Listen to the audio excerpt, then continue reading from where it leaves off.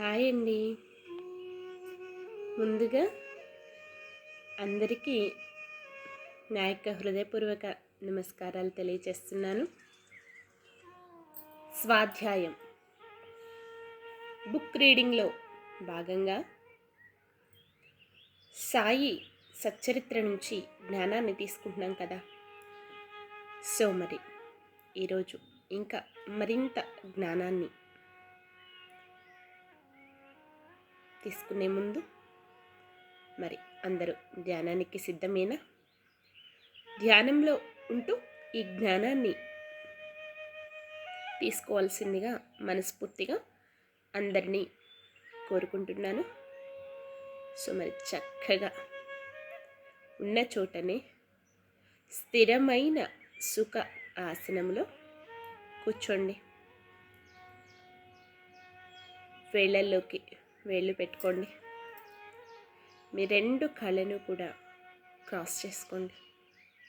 రెండు కళ్ళను క్లోజ్ చేసుకొని చక్కగా వెన్నుపూస నిటారుగా ఉంచి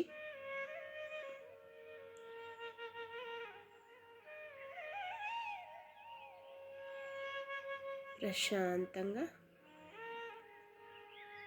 ధ్యానానికి సిద్ధమవ్వండి. దీర్ఘ శ్వాసను తీసుకోండి. నిదానంగా శ్వాసను బయటికి వదిలివేయండి. మరొక్కసారి దీర్ఘ శ్వాసను తీసుకోండి. నిదానంగా శ్వాసని బయటికి వదిలివేయండి.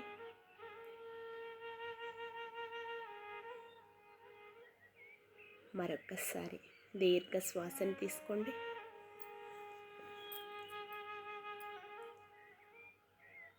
నిదానంగా శ్వాసని బయటికి వదిలివేయండి.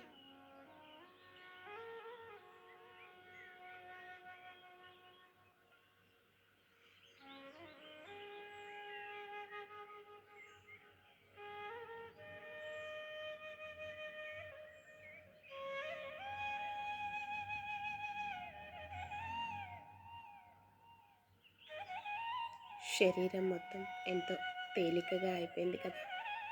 చాలా ప్రశాంతంగా ఉంది కదా. ఇప్పుడు సహజంగా జరిగే శ్వాసని గమనిస్తూ శ్వాసతో అనుసంధానం అవుతూ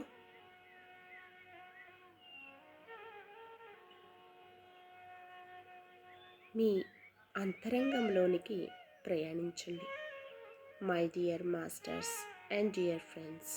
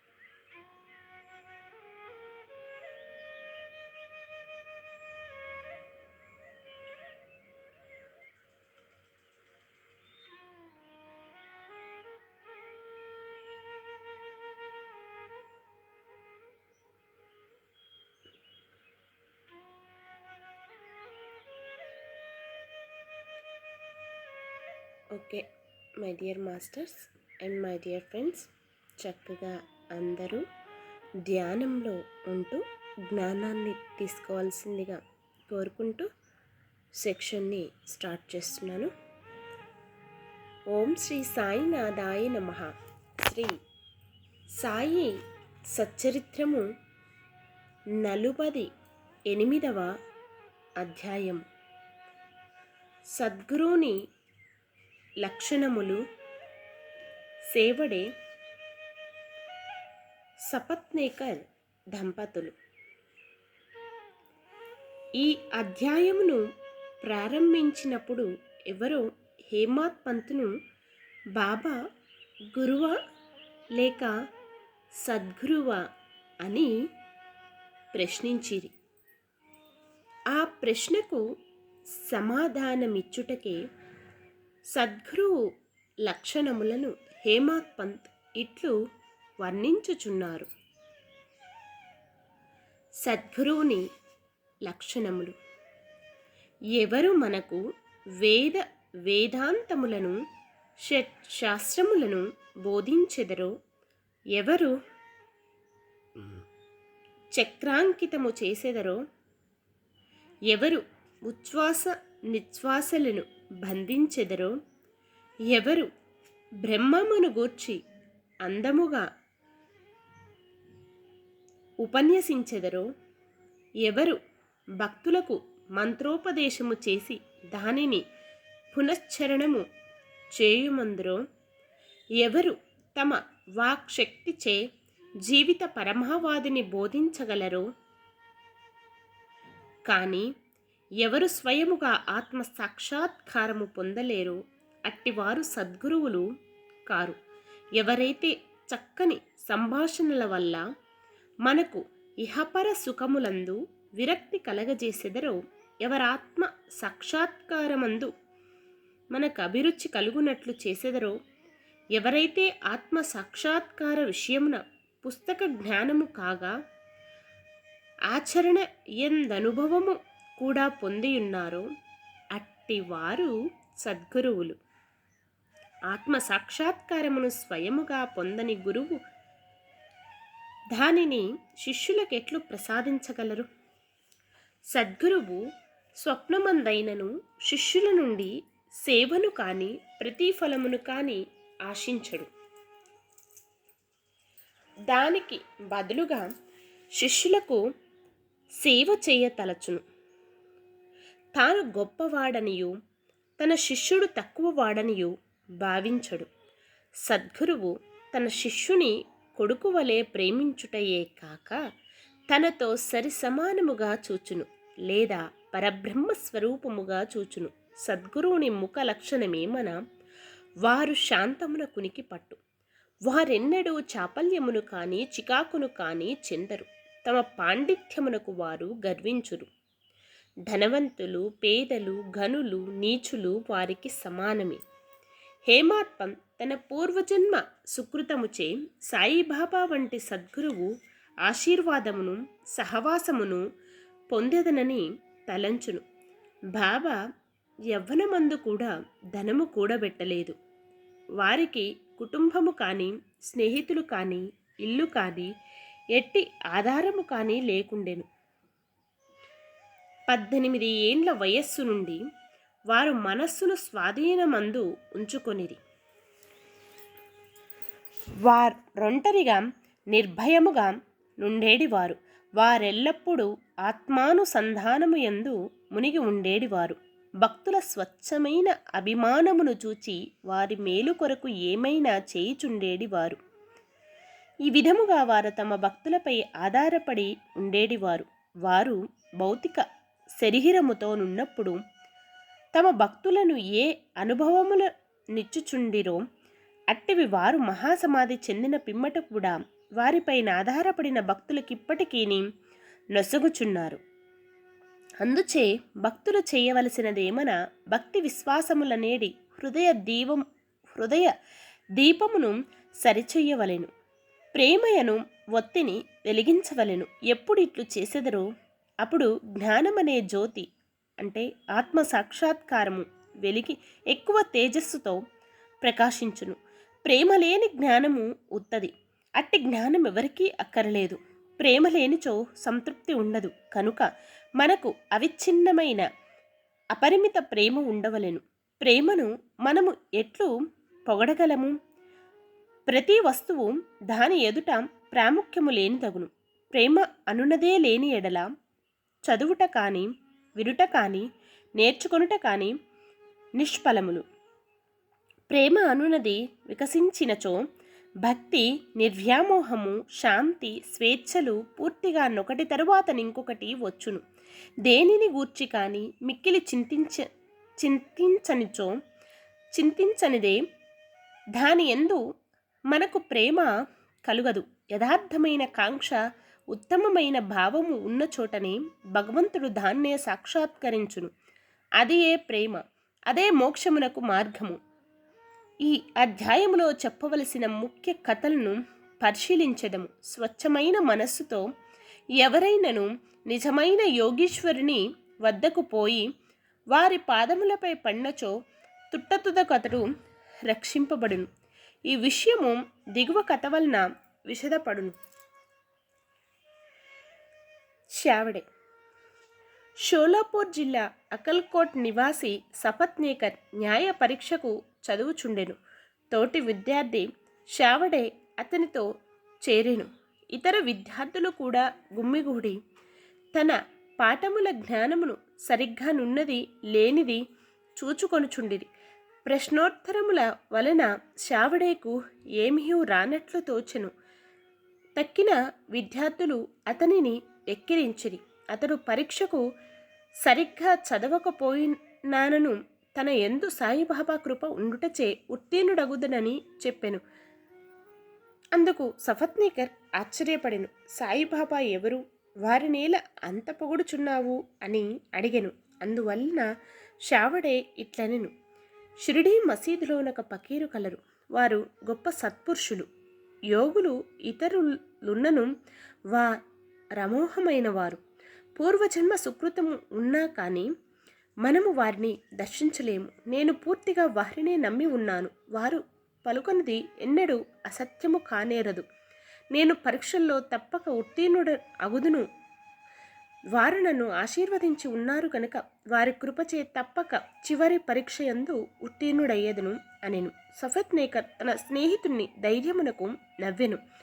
వానిని బాబాను కూడా వెక్కిరించెను. సఫత్నేకర్ దంపతులు. సఫత్నేకర్ న్యాయ పరీక్షలో ఉత్తీర్ణుడయ్యను. కోటలో వృత్తిని ప్రారంభించి ఇచ్చట న్యాయవాది అయ్యను.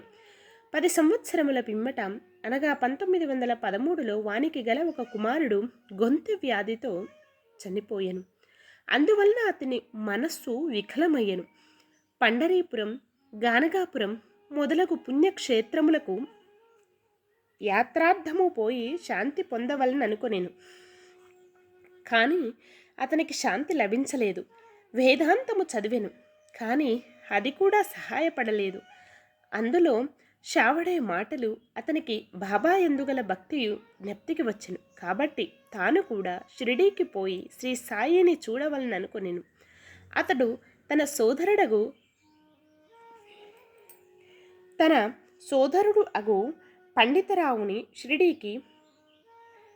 పండితరావుతో షిరిడీకి వెళ్ళెను. దూరము నుండి బాబా దర్శనము చేసి సంతసించెను. గొప్ప భక్తితో బాబా వద్దకేగి ఒక టెంకాయ నచ్చట పెట్టి బాబా పాదములకు సాష్టాంగ నమస్కారము చేసెను. బయటకు పొమ్ము అని బాబా అరచెను. సఫత్నేకర్ తల వంచుకొని కొంచెము వెనుకకు తిరిగి అచట కూర్చుండెను. బాబా కటాక్షమును పొందుటకు ఎవరి సలహా అయినను తీసుకొనుటకు యత్నించెను. కొందరు బాలాషింపే పేరు చెప్పిరి. అతని వద్దకు పోయి సహాయమును కోరెను. వారు బాబా ఫోటోలను కొని బాబా వద్దకు మసీదుకు వెళ్ళిరి. బాలాషింపే ఒక ఫోటోను బాబా చేతిలో పెట్టి అదెవరిదని అడిగెను. దానిని ప్రేమించువారిదని బాబా చెప్పుచు సఫత్నేకర్ వైపు చూపెను. బాబా నవ్వగా నచ్చటి వారందరూ నవ్విరి. బాల ఆ నవ్వు యొక్క ప్రాముఖ్యమేమని బాబాను అడుగుచూ సఫత్నేకర్ దగ్గరకు జరిగి బాబా దర్శనము చెయ్యమనెను. సఫత్నేకర్ బాబా పాదములకు నమస్కరించగా బాబా తిరిగి వెడలి పొమ్మని అరచెను. సఫత్నేకర్కి ఏమి చెయ్యవలెనో తోచుకుండెను. అన్నదమ్ములు ఇద్దరూ చేతులు జోడించుకొని బాబా ముందు కూర్చుండిరి. మసీదు ఖాళీ చెయ్యమని బాబా సఫత్నేకర్ను ఆజ్ఞాపించెను. ఇద్దరూ విచారముతో నిరాశ చెందిరి. బాబా ఆజ్ఞను పాలించవలసి ఉండుటచే సఫత్నేకర్ షిరిడీ విడవలసి వచ్చెను. ఇంకొకసారి వచ్చినప్పుడైనా దర్శనం ఇవ్వవలనని అతడు బాబాను వేడెను. సఫత్నేకర్ భార్య 1 సంవత్సరము గడిచెను. కానీ అతని మనస్సు శాంతి పొందకుండెను. అతడు ఘానకాపురము వెళ్ళెను. కానీ అశాంతి హెచ్చెను. విశ్రాంతికై మడేగాం వెళ్ళెను. తుదకు కాశీ వెళ్ళుటకు నిశ్చయించుకొనెను. బయలుదేరుటకు 2 దినములకు ముందు అతని భార్యకొక స్వప్న దృశ్యము కనపడెను. స్వప్నములో నామె నీళ్ల కొరకు కుండ పట్టుకొని లగడ్షా బావికి పోవుచుండెను. అచటనొక పకీరు తలకొక గుడ్డ కట్టుకొని వేప చెట్టు మొదట కూర్చున్నవారు తన వద్దకు వచ్చి, ఓ అమ్మాయి, అనవసరముగా శ్రమపడదవేలా? నేను స్వచ్ఛమైన జలముతో నీ కుండ నింపెదను అనెను. ఆమె పకీరుకు భయపడి ఉత్త కుండతో వెనకకు తిరిగిపోయెను. పకీరు ఆమెను వెన్నంటెను. ఇంతటితో ఆమెకు మేలుకువ కలిగి నేత్రము తెరచెను. ఆమె తన కలను భర్తకు చెప్పెను. అదే శుభశకునమనుకొని ఇద్దరు షిరిడీకి బయలుదేరిరి. వారు మసీదు చేరినప్పటికీ బాబా అక్కడ లేకుండెను. వారు లెండీ తోటకు వెళ్ళి ఉండిరి. బాబా తిరిగి వచ్చు వరకు వారచట ఆగిరి.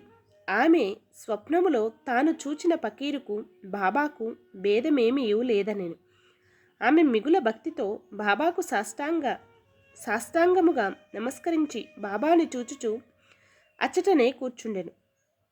ఆమె అణుకువ చూచి సంతసించి బాబా తన మామూలు పద్ధతిలో ఒక కథ చెప్పుటకు మొదలీడెను.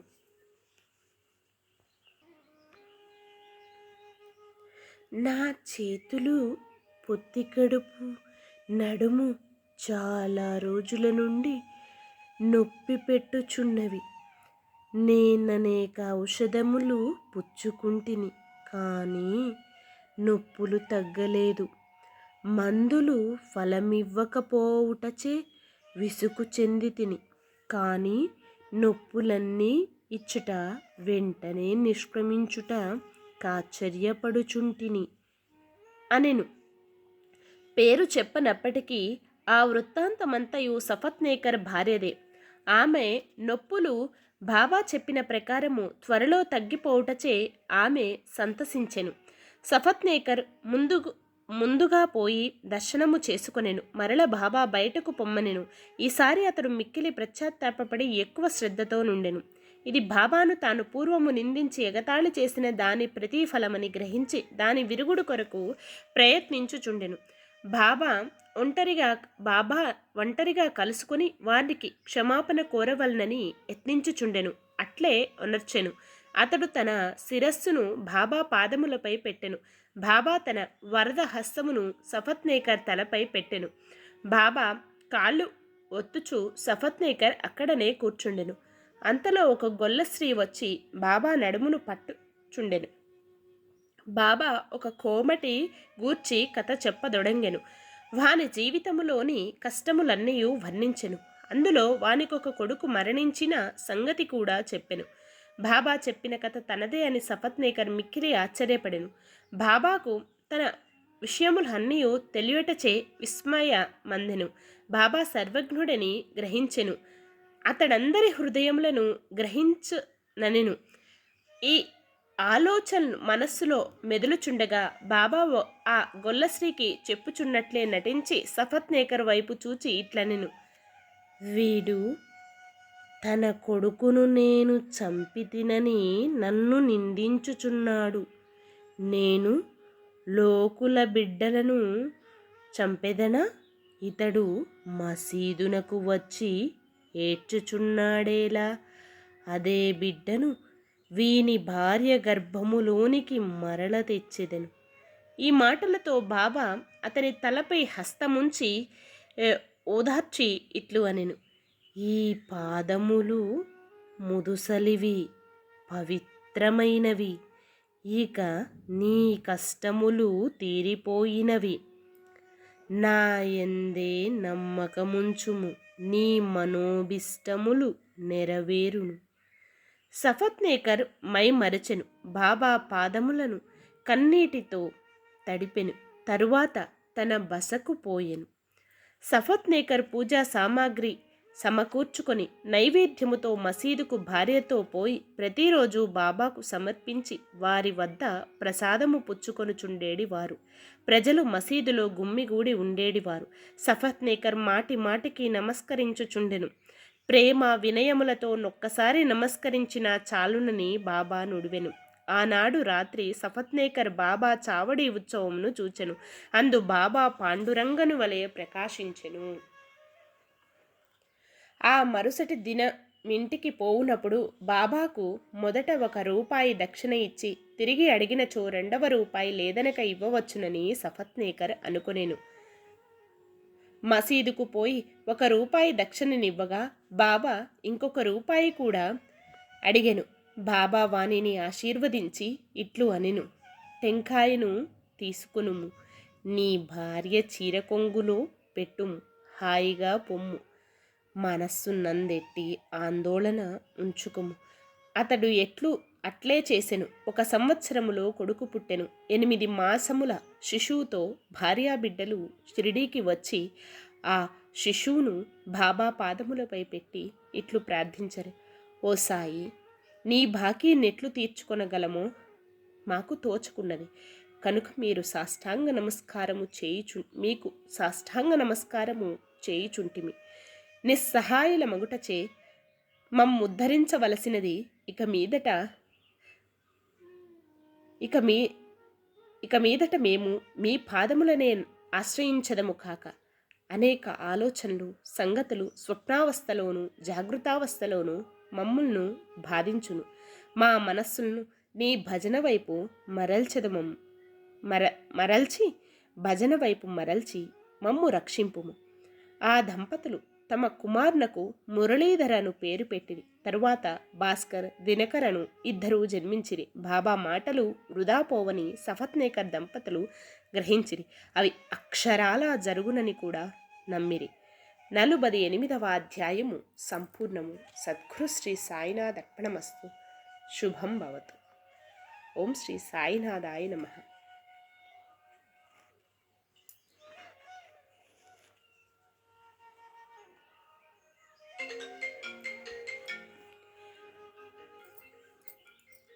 Okay, my dear friends and my dear masters, ఇదండి ఈరోజు సెక్షన్. మరి సెక్షన్ని క్లోజ్ చేసుకునే ముందు ఇప్పటి వరకు విన్న జ్ఞానాన్నంతా చక్కగా మనలో నింపుకోవటం కోసం ఆఖరి క్షణం ధ్యానం చాలా ముఖ్యమైనది.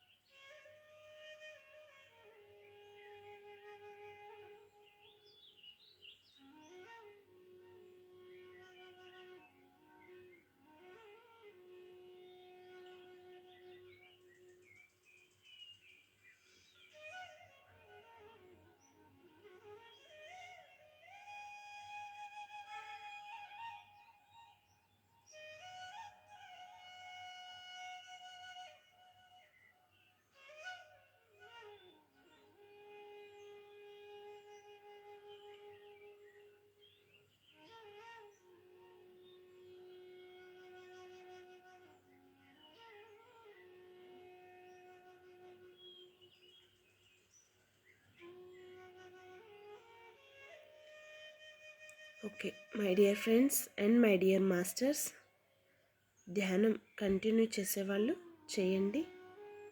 మిగతా వాళ్ళు నిదానంగా సహజ స్థితికి వస్తూ మీ 2 చేతులను విడదీస్తూ మీ కంటి మీద పెట్టుకోండి.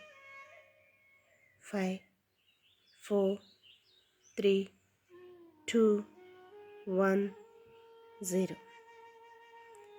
మీ 2 చేతులను మీ కంటికి ఎదురుగా పెట్టుకొని నిదానంగా కళ్ళని ఓపెన్ చేయండి.